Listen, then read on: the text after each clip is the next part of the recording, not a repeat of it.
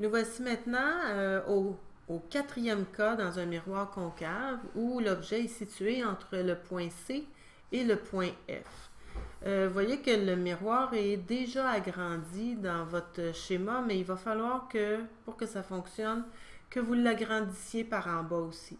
Bon, j'ai pas la même mise en page que vous, là, mais il faut quand même continuer le miroir plus bas que le cadre, même plus bas là, que le 23. Euh, Allongez votre miroir, puis assurez-vous que le côté sombre est assuré. Moi, j'ai sorti ma règle parce que je vais vraiment en avoir besoin. Vous, certainement qu'elle est déjà sortie. Parce que je devrais aligner des points, puis je devrais faire des lignes vraiment longues pour localiser l'image dans ce cas-là. Alors, premier rayon principal, c'est le rayon incident qui est parallèle à l'axe principal. Frappe le miroir et s'en va où? Directement au foyer. Et là, je vous conseille d'allonger la flèche le plus bas possible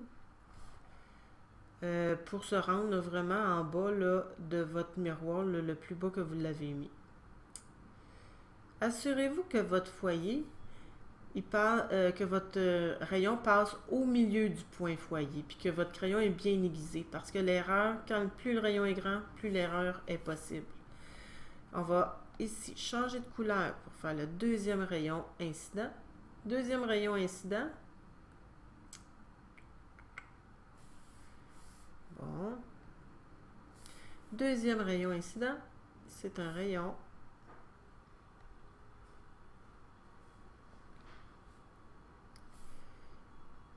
qui passe par le foyer. Puis là, vous voyez, c'est pour ça que je vous ai fait allonger votre miroir. Puis si vous passez une petite affaire à côté du miroir, vous êtes déjà du foyer, vous êtes déjà 1 cm trop bas. Si je suis une petite affaire l'autre côté du miroir, je suis vraiment 1 cm trop haut. Donc, assurez-vous vraiment que votre rayon, il passe au milieu du foyer. Quand ce rayon-là frappe le miroir, il s'en retourne parallèlement à l'axe principal. Déjà, j'ai une idée que mon image va se retrouver ici.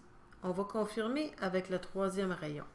C'est là, moi, que j'ai besoin de ma règle parce que c'est vraiment sur une longue longueur. Je vais prendre le curseur, bouger ma règle. Bouger ma règle parce que il faut que j'aligne mon centre de courbure avec le haut de l'objet. Et là, quand je fais ça, je devrais partir un rayon incident qui passe par le centre de courbure. Et je ne peux pas faire ça dans ce cas-là parce que si je m'en vais de ce côté-là, mon rayon ne va jamais frapper le miroir puis il n'y aura pas de réflexion. Alors, on va partir notre rayon lumineux de l'autre côté. Je vais le faire mauve. Un rayon incident qui passe par le centre de courbure. Mais là, il ne passe pas par le centre de courbure, mais il semble provenir du centre de courbure. On n'a pas le choix de le faire partir de l'autre côté afin qu'il touche finalement au miroir. Ce rayon-là, il revient sur lui-même. Donc, je vais faire le rayon réfléchi qui revient en passant par le foyer. Et voyons voir, ça s'en va où ça? Dans ce coin-là. Je vais enlever ma règle. Ça, c'est le rayon réfléchi. Et ici, j'ai un rayon incident. Là, mes trois rayons réfléchis, regardez bien, sont où? J'en ai un ici qui s'en va par là. J'en ai un qui s'en va par en bas aussi. Puis le troisième, c'est celui-là. Les trois rayons réfléchis se croisent en quelque part en un point ici.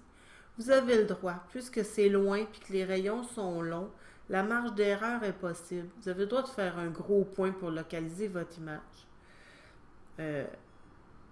Ici, je vais dire, l'image devrait se situer ici.